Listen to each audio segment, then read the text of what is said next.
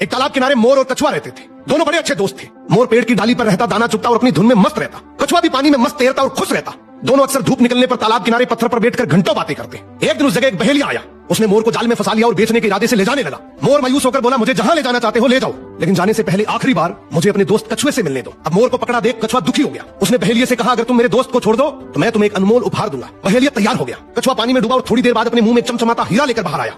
हीरा पाकर बहेलिया ने मोर को आजाद कर दिया। कछुए ने मोर को समझाया कि जल्दी से कहीं दूर जाकर छिप जाओ।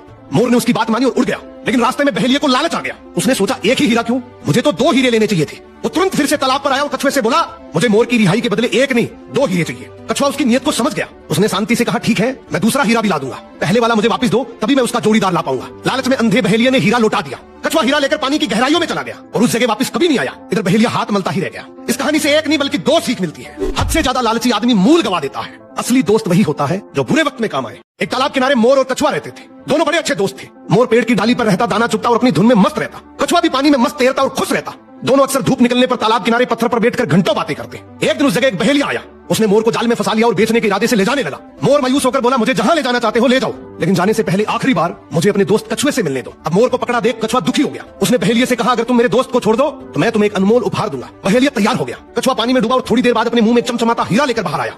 हीरा पाकर बहेलिया ने मोर को आजाद कर दिया। कछुए ने मोर को समझाया कि जल्दी से कहीं दूर जाकर छिप जाओ।